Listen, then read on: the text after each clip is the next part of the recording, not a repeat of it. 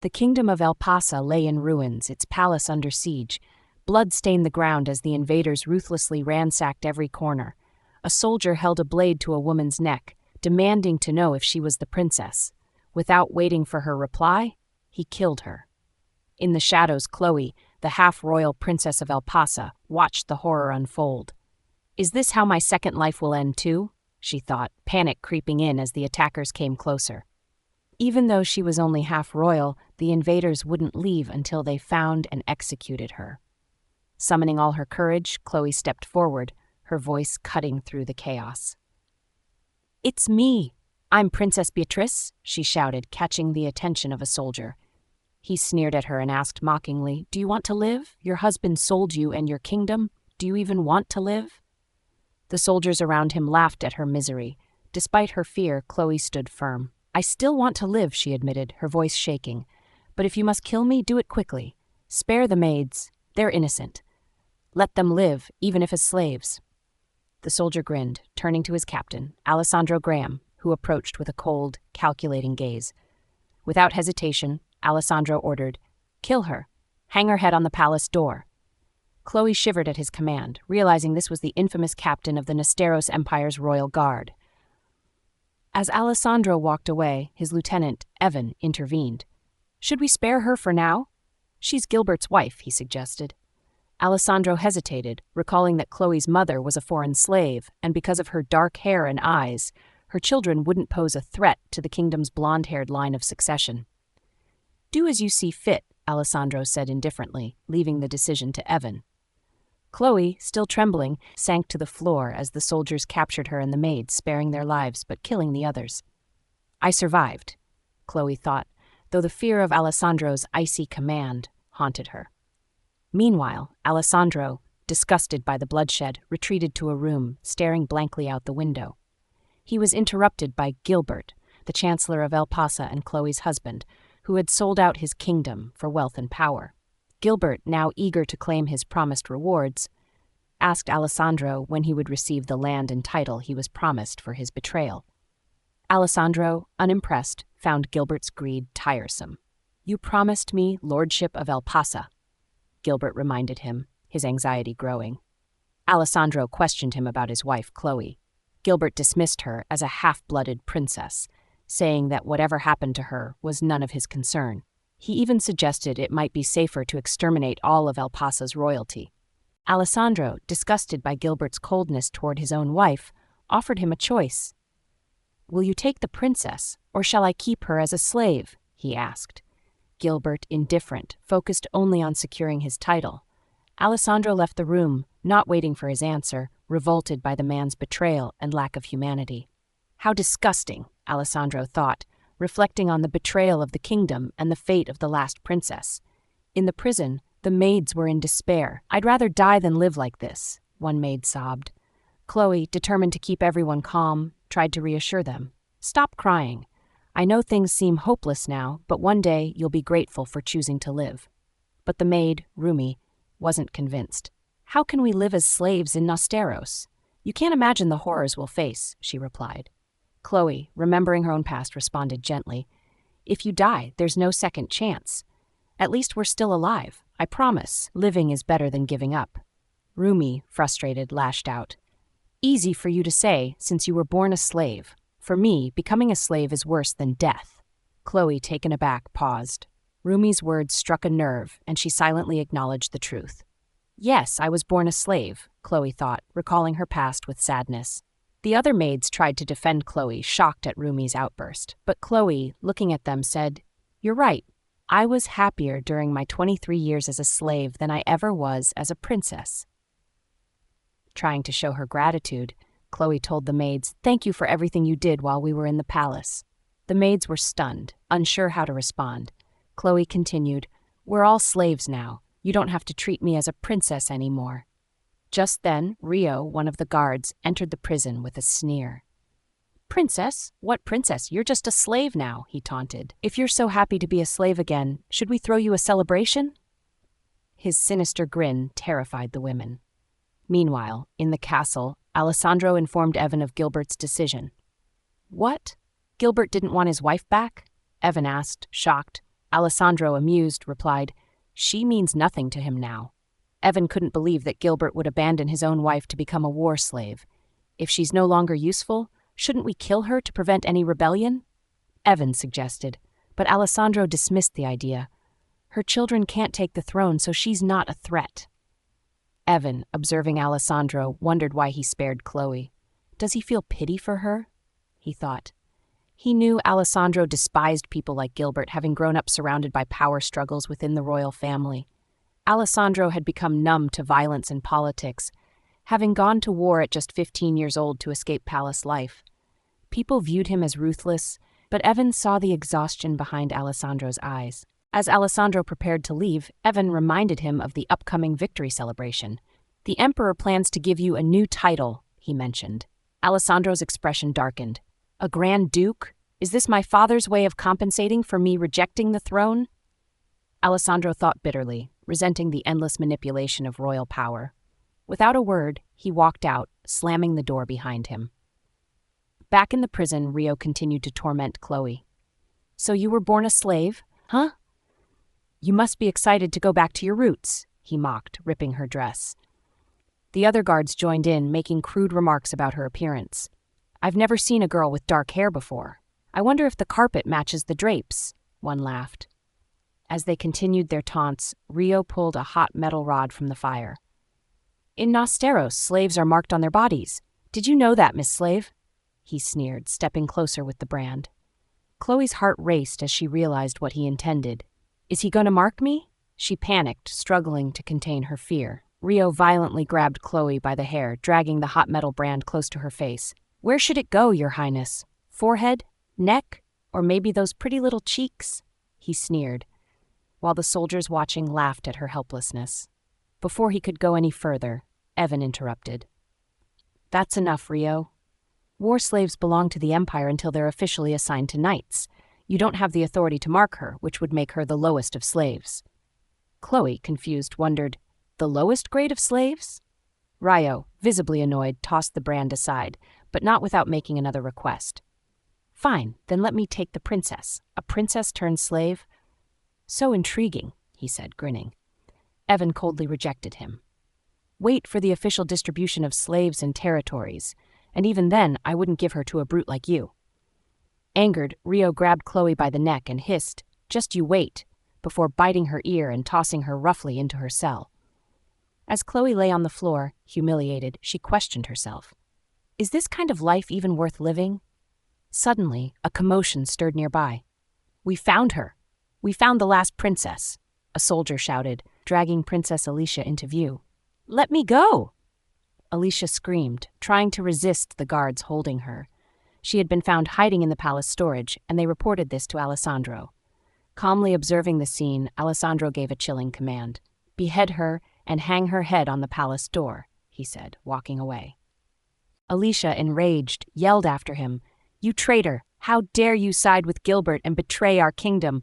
I hear your father took the throne through an uprising. Like father, like son. Both of you are filthy traitors."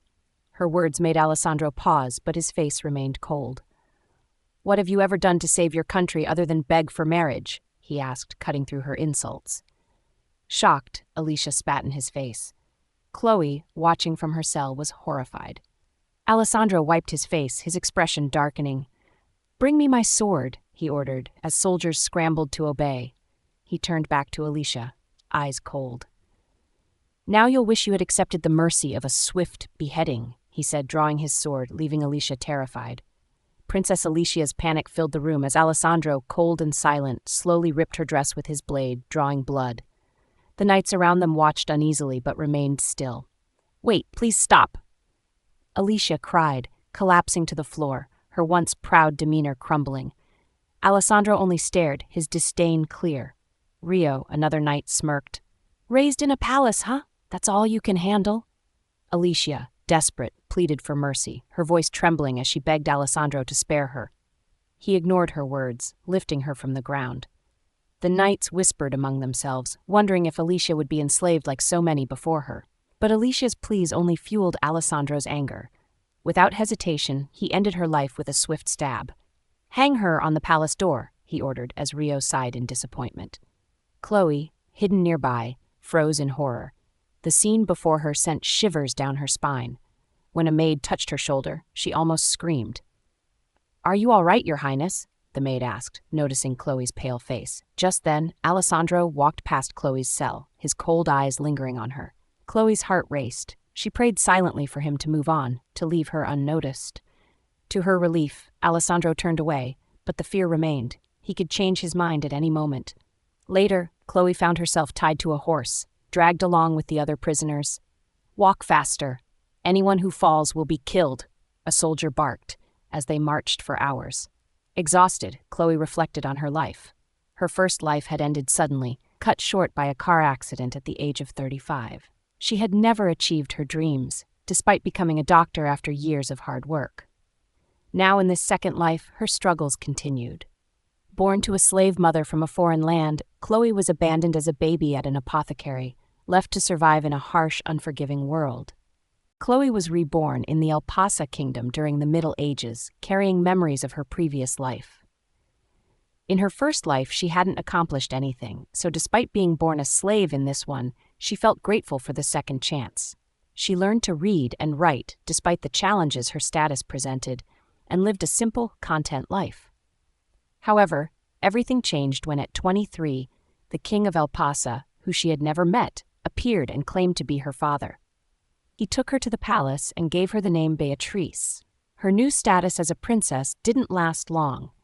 Gilbert, the king's wealthy friend, asked for her hand in marriage, and rather than offer one of his legitimate daughters, the king gave Khloe to him. The next 2 years with Gilbert were a nightmare, filled with misery and regret. As Khloe began to think that even death might be preferable, the Empire attacked Elpasa, changing the course of her life yet again. Captured by the Empire's forces, Khloe reflected on her fate. "If I were a legitimate princess, I would have been executed with the others," she thought. Though relieved to be rid of Gilbert, she quickly realized that the life of a war slave was even more brutal than she had imagined. After days of marching, they finally arrived in the capital of the Nesteros Empire, its grandeur overwhelming her. "Elpasa's capital can't compare to this," she marveled. As they entered, a man called out her name. "You'll be serving the Cupido family of General Evan. Wait at the lodge until you're assigned a position," he instructed, untying her. Khloe, no longer treated as a princess, thought, "It's better this way. My title would only cause me trouble." Yet the memory of Rio's threats still haunted her, making her shudder. Determined to leave her past behind, she made a decision. In the slaves' quarters, Khloe took a pair of scissors and cut her hair. "I don't want any man's attention. From today, I'll erase my past as a princess," she resolved. Khloe threw herself into her new life as a common slave. When a maid ordered her to clean a desk, Khloe complied cheerfully, embracing her new role. "From now on, I'll live as Khloe, just an ordinary slave," she thought, feeling a strange sense of relief and joy as she focused on her work. Alessandro's strained relationship with his father is painfully obvious, especially during his title coronation, where they barely interacted. This tension makes things difficult for his butler, Aaron, who receives a letter from the emperor requesting Alessandro's presence for dinner. Alesandro, immersed in his book, refuses the invitation without hesitation. Aaron tries to convince him, reminding him of his obligations, including the upcoming royal battle tournament and the emperor's announcement to arrange his marriage within the year. Alessandro is frustrated by his father's interference, sarcastically telling Aaron to report that he has fallen in love with one of the royal guards, though Aaron finds the suggestion unbelievable. Meanwhile, Khloe, relieved by her assignment to the medical room for lighter work, stumbles upon a messy storage room for medicine. Drawing from her past experience as an apothecary, she decides to organize and clean the room. After finishing, Khloe is caught by Sir Jorge, the deputy chief of the medical wing. Though initially upset about her unauthorized entry, he is stunned to see the room neatly arranged and medicine sorted. Khloe, fearing punishment, nervously apologizes, but Sir Jorge, impressed by her work, questions if she did it all herself. Khloe knew she would be punished regardless of what she said, but she chose to tell the truth. She explained that she worked at an apothecary before and couldn't help but clean the storage room after seeing the mess. Sir Jorge was skeptical. He wondered how a slave, who supposedly couldn't even read, managed to organize the largest medicine storage in the empire, which contained foreign medicines as well. Surprised, Sir George asked how Khloe knew what to do. Khloe confessed that she could read and had organized the medicines she recognized, setting aside the ones she didn't. Shocked by this revelation, Sir George asked if she could also write. Khloe confirmed she had learned both while studying herbal medicine. Though impressed, he reprimanded her for organizing the room without permission and stated that she should expect a punishment, likely jail time. Khloe accepted her fate, inwardly relieved that it wasn't worse. When Sir George asked her name, she hesitated, almost revealing her true identity as Princess Beatrice, but decided to go by Khloe instead. Meanwhile, Alesandro practiced swordsmanship outside his castle, haunted by painful memories of his mother. He recalled her warmth turning into hatred when she lashed out at his father, blaming him for Alessandro's birth. The emotional turmoil fueled his intense training, but he stopped abruptly, trying to regain composure by pouring water over himself. Inside, Aaron approached him, urging him to greet Lady Clara Bandoras, the daughter of a duke, who had been waiting for over an hour. Alesandro, disinterested, coldly questioned why he should care, leaving Aaron frustrated. Lady Clara had visited 10 times already, but Alessandro's indifference remained. Aaron delivered the news to Lady Clara politely, who responded casually, accepting his excuse without complaint, though the tension was palpable. Clara Bandoras watched Alessandro from the garden, mesmerized by his built physique, dark brown hair, and icy blue eyes. The rumors about the Grand Duke's beauty were true, and Clara, daughter of one of the noblest families in the empire, was smitten ever since they met at a riding arena the previous year. She saw Alessandro as the perfect man for her, both physically and socially. Though she was known for being a social butterfly, her daily visits to Alessandro's estate made Aaron wonder if she was trying to mark her territory. Clara, however, remained determined to win Alessandro's affection, thinking silently to herself as she admired the roses. That night, Sir Horde lay restless, troubled by thoughts of Khloe's ability to organize the medicine storage so accurately. He found it hard to believe that a slave could possess such knowledge, especially about foreign medicines from Elpasa. Jolted awake by his thoughts, he left his home, ignoring his wife's concern, intent on testing Khloe's medical knowledge. In her cell, Khloe sat calmly, despite the fear of being imprisoned. She reflected on her hardships and wondered if her difficult life as a slave was somehow connected to her previous life's regrets. Her thoughts were interrupted by Sir George, who entered her cell. He asked her if she understood her wrongdoing, to which she replied sadly that she did. George, however, had other motives for visiting. He presented a box of herbs and medicines, challenging Khloe to identify their uses. Khloe, excited to finally use her 20 years of medical experience, answered each question with accuracy. She even shared insights that impressed Jorge, who took notes throughout the night. As the dawn approached, Jorge marveled at Khloe's deep understanding of medicine, especially from Elpasa. When asked how she knew so much, Khloe explained that she had worked as a slave in an apothecary in Elpasa's capital for over 20 years. Jorge was astounded by her knowledge and skill, which rivaled that of a doctor. Though her status as a slave complicated things, Jorge couldn't ignore her abilities. As morning broke, a guard arrived to remind Jorge that it was time to distribute breakfast to the prisoners. Realizing they had spoken until sunrise, Jorge made a decision. Despite her status as a war slave, Khloe's knowledge was undeniable. He ordered the guard to release her immediately. Seeing her as far more than just a slave, now free, Khloe stood before Sir Jorge in the mansion, her mind racing with possibilities. Is he going to have me clean the storage? She wondered, and watching him as he pondered over his next decision. Sir Jorge, however, had a much grander plan in mind. We can't waste such a talent, he thought.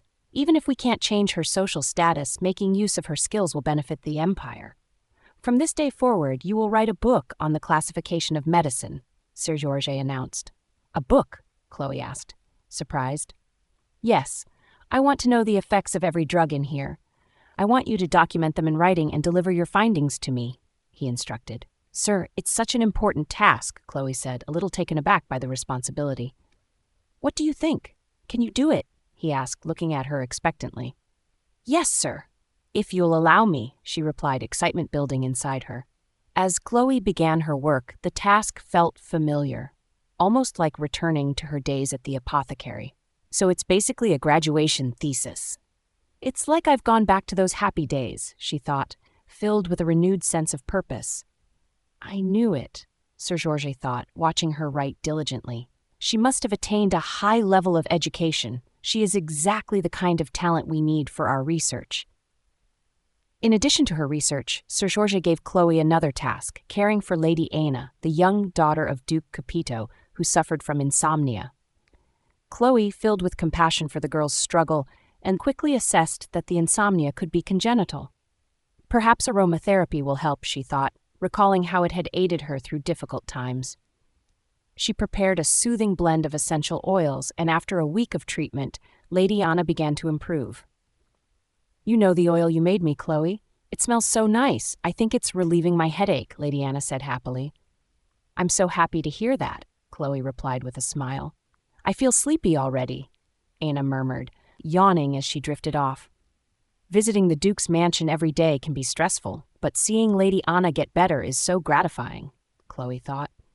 It gave her a sense of peace amid her complex life. Meanwhile, Alesandro went horse riding one sunny afternoon, pausing at the edge of a cliff. As he gazed at the height, memories of a conversation with his father flooded back. Why do you keep refusing the throne? His father, the emperor, had asked.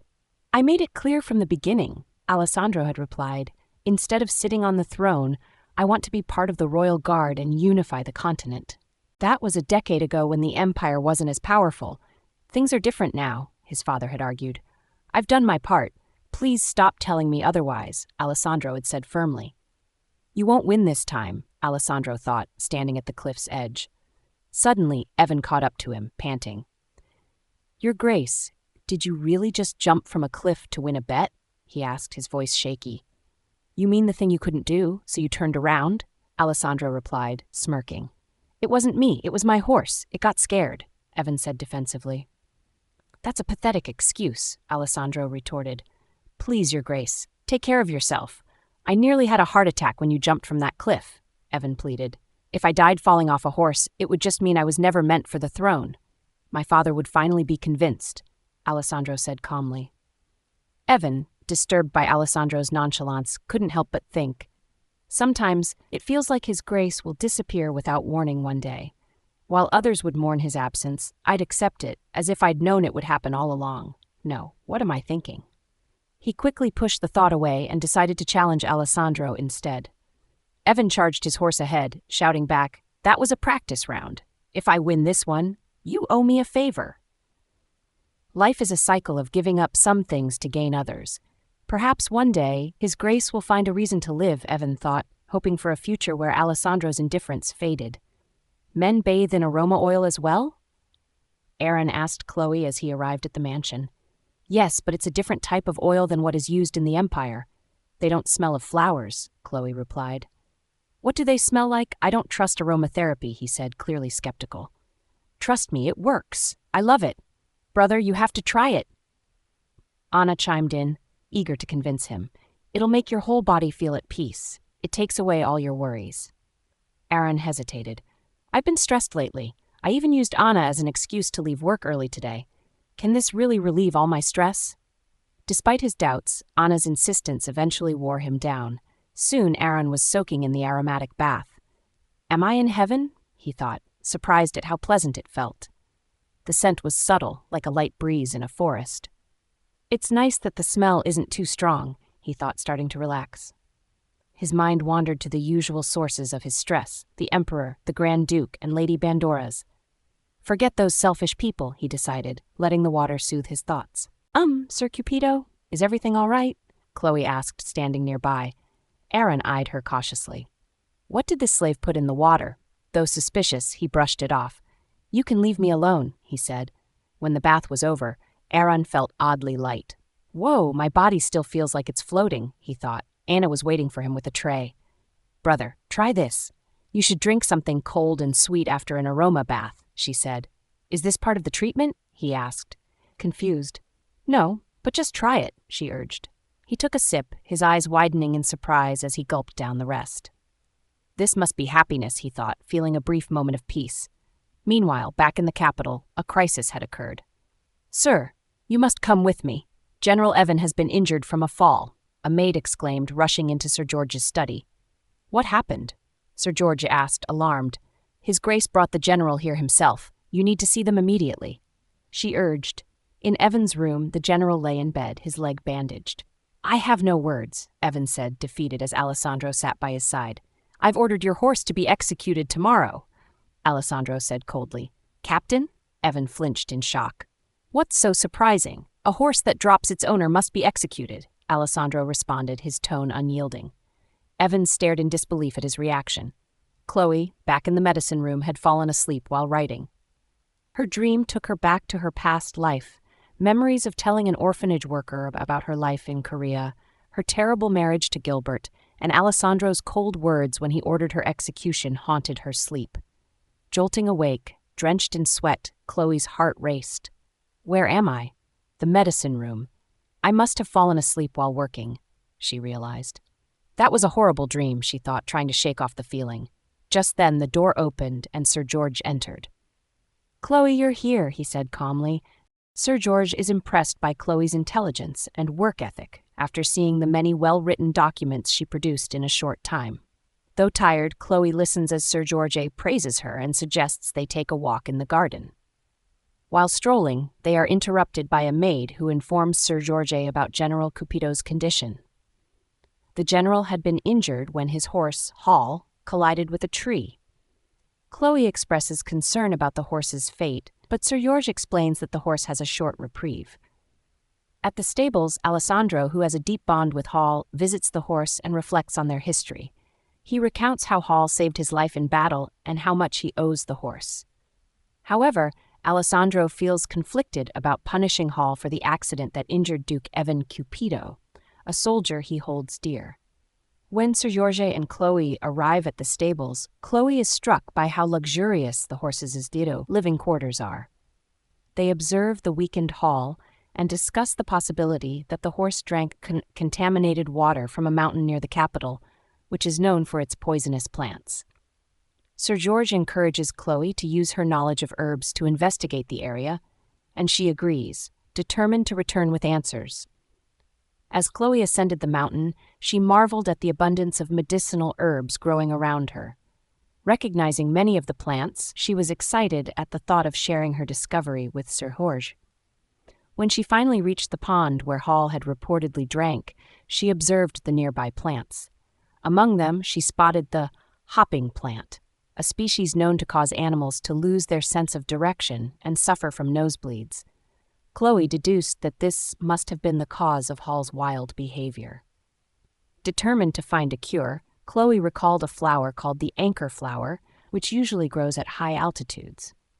Climbing higher, she found the flower and collected a large amount, though she had forgotten to bring a bag. Deciding to carry the plants in her pants, Khloe made her way down the mountain. At the bottom, a man tasked with watching her was resting. Startled when Khloe suddenly appeared, he reacted with surprise and curiosity about the bulging state of her pants. Khloe explained her discovery of a possible cure for Hall, but the man seemed skeptical of her involvement as a mere slave. With no bag to offer her, the man escorted Khloe back to the stables, though he maintained a dismissive attitude towards her. Upon arrival at the stable master initially refused Khloe entry, treating her poorly due to her status as a slave. However, the man escorting her introduced himself as Triger, the captain's coachman, and vouched for Khloe's presence, convincing the stable master to let them inside. Once inside, Khloe approached Hall's cage, nervously trying to offer the weakened horse the plants she had gathered. As she reached into her pants to retrieve them, the stable master, suspicious of her actions, grabbed the plants and questioned whether Sir George had really sent her. He locked her inside the cage, leaving Khloe trapped and frozen in fear. That evening, Alesandro returned to the stable, where Khloe remained seated on the floor of Hall's cage, anxiously waiting to feed the horse the medicinal herbs.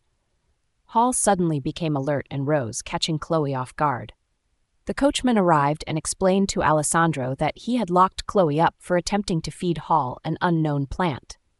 As Khloe looked up in fear, she realized it was Alesandro, the man she had been hiding from. Alesandro opened the gate and approached Hall, gently rubbing the horse's head, which responded to his touch.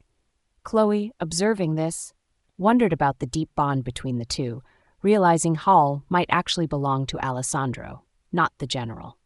The stablemaster, in a stern voice, demanded that Khloe explain her actions. Trembling, she hesitated but gathered the courage to respond. She introduced herself as a slave studying medicine under Deputy Chief Jorge Nanapa and explained that she had identified a poisonous plant that Hall had likely consumed. Her only intention was to cure the horse with a medicinal herb. The stablemaster, furious, accused her of lying, but Alesandro calmly asked if she could truly cure the horse. Confident despite her fear, Khloe affirmed she could. Alesandro, coldly but with authority, gave her the chance to prove herself, warning that if the horse died, she would pay with her life. Terrified yet resolute, Khloe steeled herself. This was her chance, and she was determined to make it happen. When Alesandro ordered her to feed Hall the herb, Khloe reached into her pants, shocking both Alesandro and the stablemaster. She explained that, lacking a bag, she had no choice but to carry the herbs in her pants.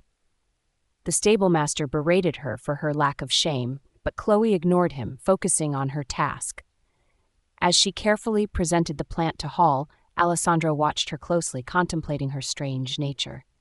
Though he had always distrusted women, seeing them as deceptive, something about Khloe intrigued him.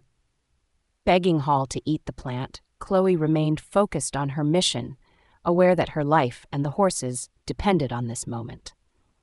Alesandro continued observing her with curiosity, silently acknowledging that she was different from the others in his life. As Khloe anxiously watched the horse refuse to eat, she grew desperate. Thinking quickly, she gently rubbed the plant to release its aroma, hoping to restore Hall's appetite. Bending down again, she softly urged the horse to eat.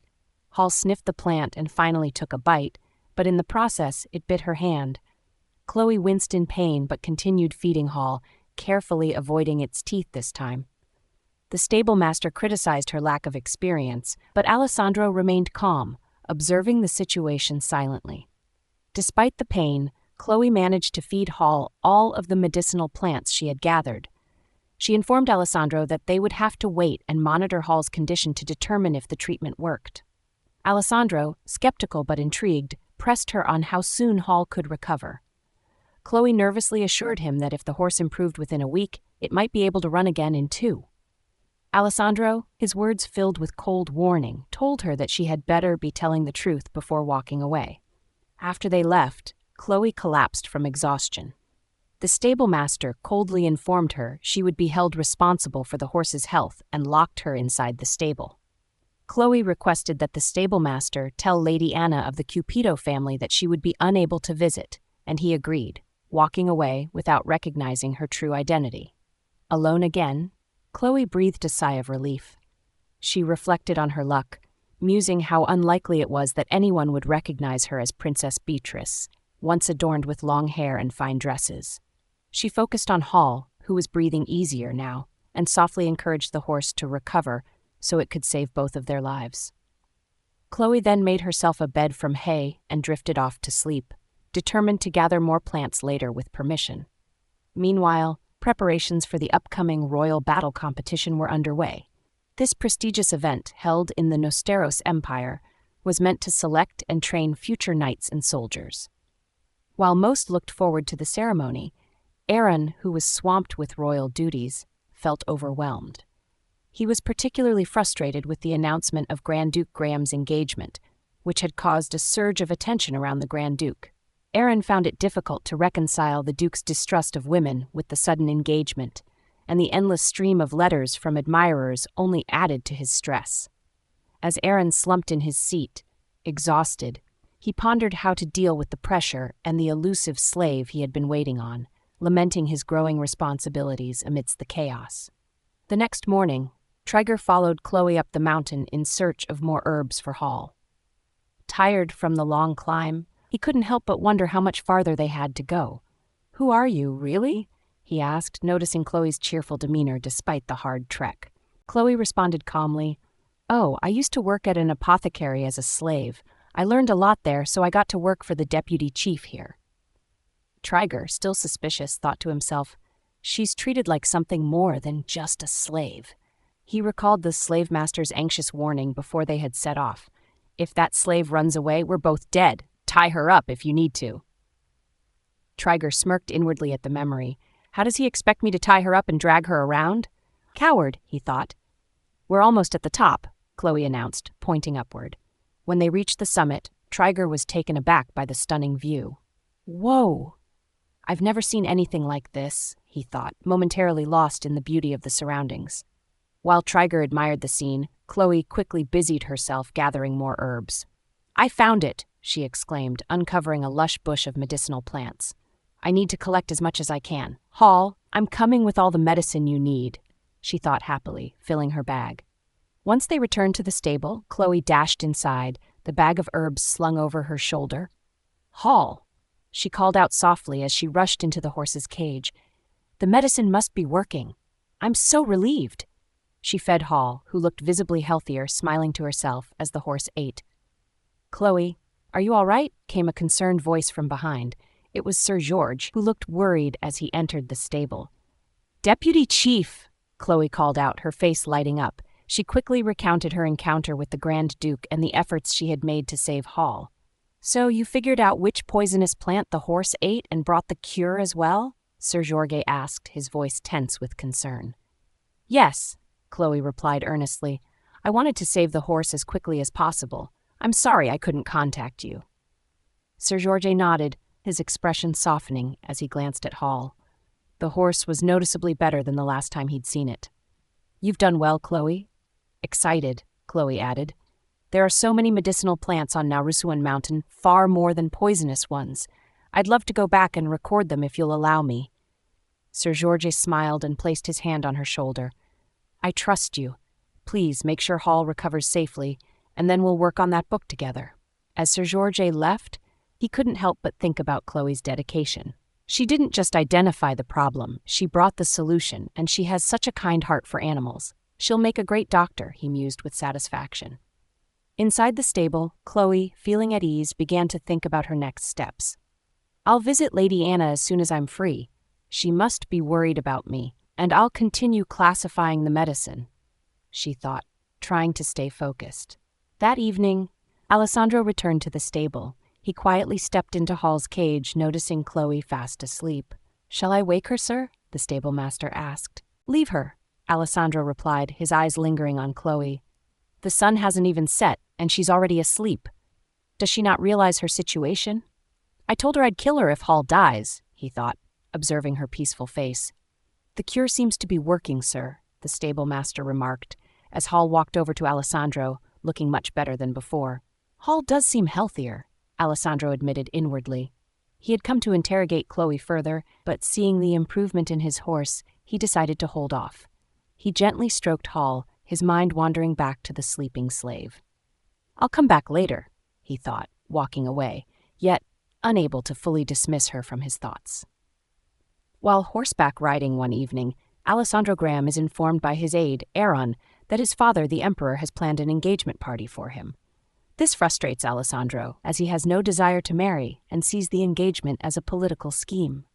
His thoughts drift back to his traumatic childhood, where his mother, in a moment of rage, held a sword to his neck and later died in a violent confrontation with his father, Duncan. The memory fuels his distaste for alliances forged through power and greed, like the one his parents pursued. Meanwhile, in his study, Emperor Duncan reads reports about his son's close relationships with members of the royal guard, particularly General Evan Copito and a young knight named Chris Senlo. These reports suggest Alessandro may have unusually intimate relationships with them, raising the emperor's suspicions. Though initially dismissive of these rumors, the emperor grows more puzzled and worried as he reads on. Calling his secretary, Humphrey, the emperor presents a hypothetical scenario about a beloved son wanting to leave for the desert with a woman he loves. When Humphrey gives a neutral response, Duncan sends her away, still conflicted about his own feelings toward Alessandro. On the day of the royal battle competition, Alesandro, indifferent to the cheers of the crowd, leaves the arena. Duke Bandoras, the father of his fiancée Clara, approaches him, asking if he will attend the banquet. Alesandro, cold and detached, rejects the idea and clarifies that the engagement was arranged by their families without his consent, urging Duke Bandoras to abandon any hopes tied to it. After dismissing Duke Bandoras and leaving the banquet, Alesandro walks away, fuming at the lengths people go to gain power, including using their own children in arranged marriages. As he heads toward the stables, he notices Khloe, fast asleep in the middle of the day. The stablemaster is surprised, explaining that she had promised to be awake, but Alesandro, while calm, is incredulous. Alesandro inspects Hall, the horse Khloe had been tending to, and is impressed by its rapid recovery. His thoughts shift to Khloe, who appears to be a foreign slave due to her hair color and accent. The stablemaster informs him that she works under the Cupido family, and that Sir Aaron Cupido had been inquiring about her frequently, demanding her return as soon as she was released. Alesandro finds this odd, questioning if Aaron has any improper interest in the young girl, but dismisses the idea, still puzzled by Aaron's insistence. Khloe stirs from her sleep briefly, but quickly turns away from them, ignoring Alesandro. Amused by her boldness, Alesandro decides to leave for the moment, but Khloe, though pretending to sleep, feels her heart race at his presence. The next morning, Khloe struggles to sleep, reflecting on her situation. The stablemaster tells her that Alesandro had visited again, checking on Hall. He advises her to greet him properly the next time he comes, to which Khloe agrees, though the thought of facing him makes her nervous. As she tends to Hall, she marvels at the horse's rapid recovery and wonders why Alesandro continues to visit every day. Khloe fears punishment for her previous behavior, but reassures herself that the Graham family, known for keeping promises, won't harm her as long as Hall continues to improve. Trigger surprises Khloe while observing Hall. He jokes about her being startled easily, like a rabbit, but notes the horse's remarkable recovery.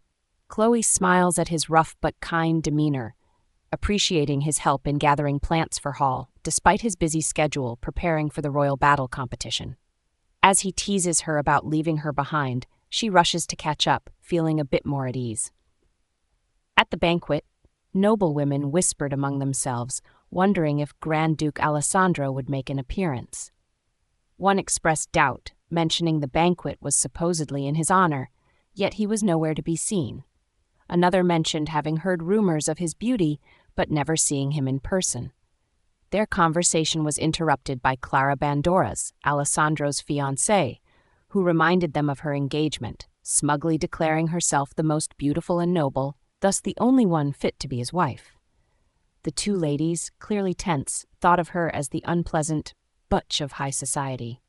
Meanwhile, Aaron observed the situation, worried about Alessandro's absence. Despite urging him to attend, Alessandro was missing, leaving Aaron anxious that the Duke may have deliberately avoided the event. Back at the stables, Khloe contemplated whether Alessandro would visit. She had intended to stay awake after missing him during previous visits, but her fear of meeting him face to face, especially considering her true identity, left her hesitant. She wondered if he would even come so late, and as exhaustion crept in, she decided to sleep. Later that night, Alessandro arrived at the stables. He found the peaceful atmosphere comforting, a sharp contrast to the outside world.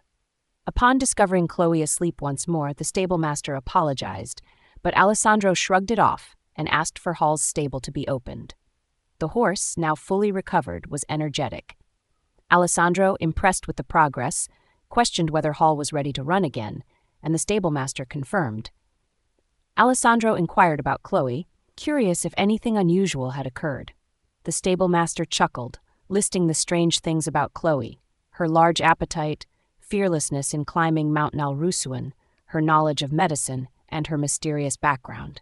He also mentioned that Sir Aaron Cupido and Deputy Chief Yorv from the medical wing asked about her daily, which piqued Alessandro's curiosity. As Alessandro prepared to leave, he instructed the stablemaster to check if Hall was ready to run by the following day and report any oddities to General Evan. Stepping outside, Alessandro looked out toward the capital and its festivities, reflecting on a growing unease. Though peace had finally come to the empire, he couldn't shake the feeling that the upcoming battle ceremony might mark a significant turning point for the future. The next day, Alesandro sought more information about Khloe from Sir George, asking directly about the slave who was kept in the stables. Sir George, visibly taken aback, confirmed. Alesandro mentioned his plan to bring Khloe to the upcoming ceremony, which puzzled George, who had hoped to get her started on other tasks once Hall's treatment was completed. However, Alessandro's decision was final. Sir George, despite his disappointment, had no choice but to agree, though he couldn't hide his sadness. Noticing George's downcast expression, Alessandro thought he resembled a child whose favorite toy had been taken away. Alessandro then asked Georgie about his interest in Khloe. George explained that Khloe was exceptionally skilled, more so than many of the doctors in the empire, and had a remarkable understanding of medicinal plants.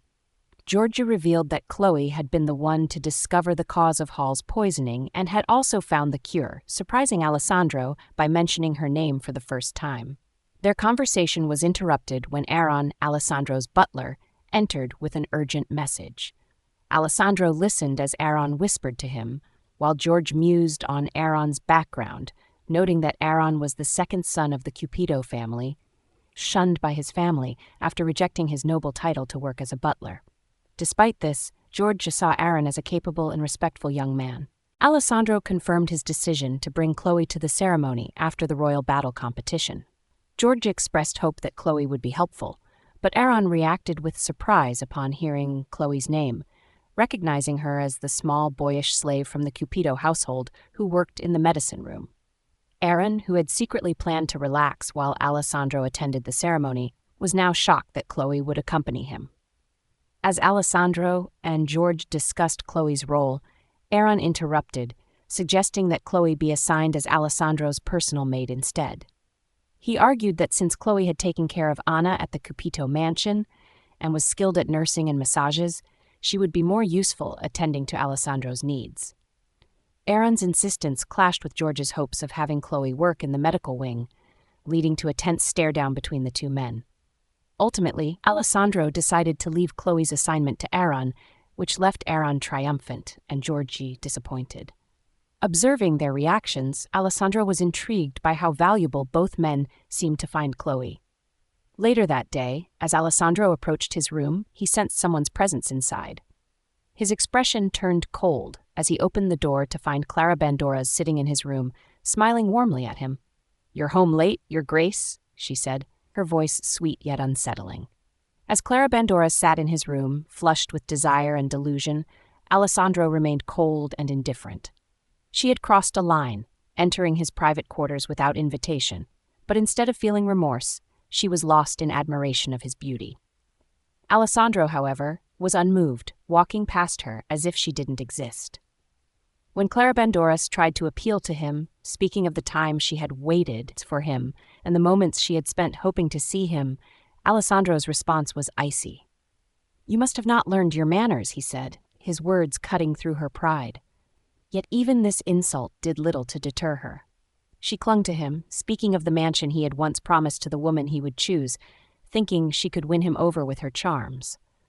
But Alessandro remained firm, making it clear that her expectations meant nothing to him.